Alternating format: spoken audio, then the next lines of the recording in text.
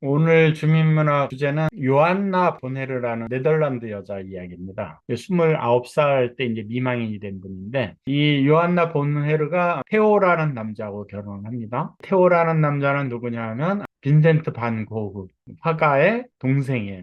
고흐하고 남동생하고 이런 형제가 지구상에 없다라고 할 정도로 많은 사람들한테 이제 알려져 있는데, 그러니까 고흐는 화가에 도전을 했고 동생 태호가 모든 생활비를 대주면서 이제 고흐는 계속 화가의 길을 걷는데 이 태호가 이제 결혼을 해요.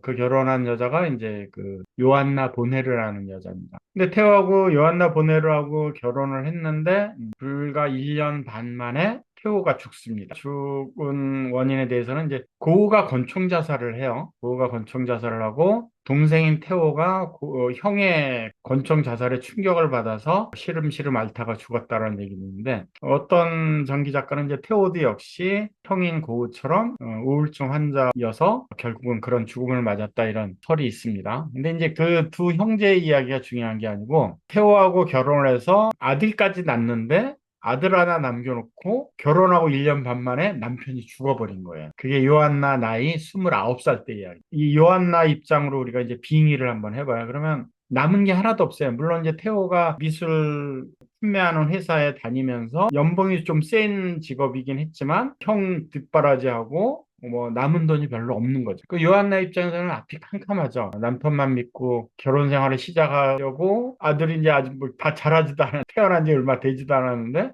남편이 죽어버린 거예요. 남아있는 걸 딱 봤더니 시숙이 그려놓은 그림들 600여 점하고 그다음 스케치한 거 한 1000점에서 한 1600여 점의 시숙의 그림하고 그다음에 고우하고 태호 편지 주고받은 게 많거든요. 한 600여 통의 이제 고우가 동생 태호한테 보낸 편지 이것만 남아있는 거예요. 살아갈 길이 막막하겠죠. 고우는 어떤 사람이냐면 살아 생전에는 어떤 평을 받았었냐면 불행한 인생을 산다가는 화가라고 유명하기도 한데 딱 한 점 팔려요. 그 살아생전 팔렸던 그림입니다. 그 아르레 붉은 포도밭이라는 제목인데 이 한 점도 그림이 좋아서 사간 게 아니고 그냥 아는 사람이 예의상 하나 사준 거예요. 우리나라 돈으로 한 60만 원, 5, 60만 원에 이제 아는 사람이 이걸 사간 그림값을 주고 사간 게 아니고 그냥 고에게 예의상 돈을 준다라는 의미로 이제 사간 거라고 고가 살아 생전에는 화가로서 평판을 받지 못했었어요, 사실은. 한 점 팔린 거고. 이 시숙이 남긴 1600점의 그림, 10년 동안 1600점 그렸으니까 다작한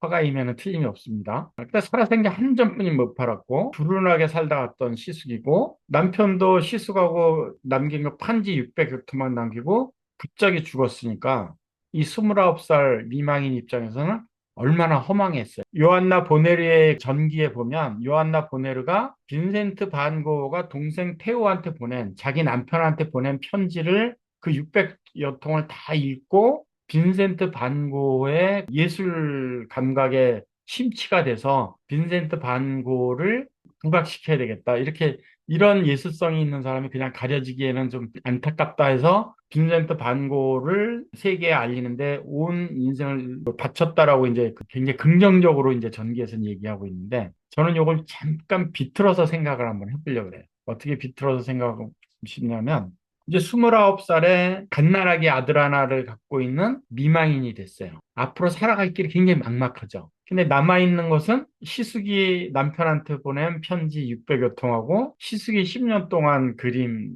남편이 뒷바라지를 해서 시숙이 그려놓은 그림만 남아있는 거예요. 그러니까 살아갈 방법이 없는 거죠. 요 당시에 요한나 보네르가 미망이 된 요 당시에 쓴 일기가 하나 있어요. 그 일기 내용을 이제 한번 보면 나는 너무나 힘들고 슬프다. 운명은 나를 더 거친 세계로 몰고 가지만 거울에 비친 나는 너무나 매력이 없고 못나 보인다. 용기를 내야 하는 건 알지만 자신도 없다. 아, 하느님, 이제 저는 어떻게 해야 하나요?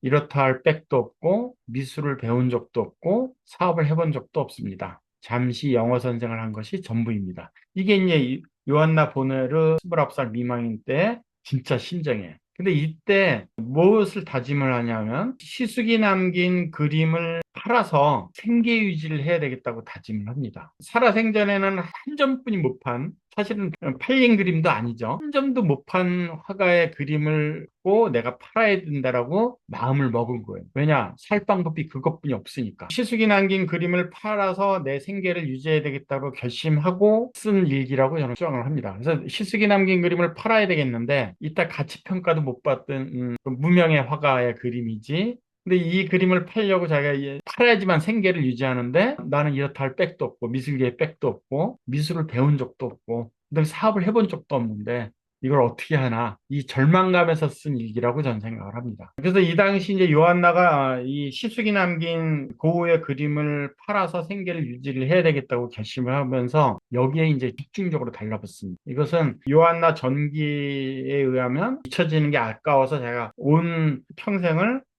그림을 세상에 알리는 데 쏟았다고 하는데 물론 그런 면도 없지 않겠죠. 근데 살아갈 방법이 하나도 없는 29세 미망인한테 진짜 고흐의 작품에 매료가 돼서 내 평생을 생계 유지하고 전혀 관계없이 내 평생을 무명화가 알리는데 남은 인생을 걸겠다? 그렇게 생각했다라고 판단이 안 됩니다. 그래서 제가 딱 비틀어서 생각하는 게 아마 없지 않아 요한나한테 있었을 그래서 이때부터 이 무명화가 고흐의 작품을 갖고 생계를 하기 위해서 혼신의 힘을 다합니다. 일단 첫 번째로 자기의 전 재산을 다 긁어 모아서 아는 사람들한테 돈을 다 부어서 하숙집을 하나 차려요. 문화계 사람들이 많이 사는 동네에 하숙집을 차려서 그 젊은 문화인들, 이 문화인들 사랑방을 만들어요. 그 하숙. 그래서 실제로 그 당시 네덜란드의 뭐 미술 화가라든지 평론가라든지 뭐 소설가라든지 시인이라는 사람들이 이 요한나 보네르가 만든 하숙집을 기준으로 해서 사랑방 역할을 했다고 합니다. 근데 이 당시에 이제 굉장히 유명한 미술 평론가가 있어요. 얀베스라는. 워낙 유명한 미술 평론가에서 이 사람 초상화를 여러 화가들이 그렸는데 아마 가장 잘 그린 초상화인 모양이어서 얀베스를 검색하면 이 초상화가 이제 뜨는데 근데 이 얀베스가 자기 시숙 무명화가 고흐의 춤을 좀 평가를 해주면 조금 팔릴 것 같은데 냉혹하게 얘기를 합니다. 얀베스가 아마추어 화가가 그린 유치한 욕망이 그린 거다. 미술 전공도 안 한 그냥 화가 지망생이 아마추어 화가가 되겠다는 그 유치한 욕망에서 나온 작품에 불과하다. 아주 폄하를 하는 거죠. 근데 이 얀베스의 좋은 평을 들어야지만 작품이 팔린다라는 것을 알기 때문에 계속해서 들이댑니다, 얀베스. 그래서 결국은 얀베스한테 어떤 핀잔까지 듣냐면, 이건 핀잔 정도가 아니죠. 아마추어 대도 안 하는 작품을 갖고 나한테 자꾸 평해달라고 나를 쫓아다니는 것은 당신이 나한테 그림을 빙자를 해서 매춘행위 하는 거하고 똑같다. 매춘부가 나한테 매춘행위하고 그림 평가해달라고 하는 거하고 똑같다. 그러는 거 아니냐. 아주 험한 말을 듣는 거죠. 근데 그럼에도 불구하고 얀베스를 계속 집중적으로 설득을 합니다. 고우가 자기 남편한테 보낸 편지도 몇 통 이렇게 우편으로 보내면서 이분의 미술에 대한 열정 이런 것을 좀 알아달라고 계속 들이대요. 그래서 결국은 얀베스가 좋은 쪽으로 평론을 한번 해줍니다. 근데 그때부터 이제 물꼬가 조금 트이기 시작하는 거예요. 그래서 우리가 이 대목에서 알아볼 수 있는 건 뭐냐면 요한나라는 미망인이 고흐의 작품을 세상에 알리기 위해서 한 노력도 물론 있겠지만 생계 유지를 하기 위해서 이 시식이 남긴 제품을 팔아서 내 생계 유지를 해야 되겠다는 그 집념이 대단한 것을 우리가 여기서 알 수 있죠.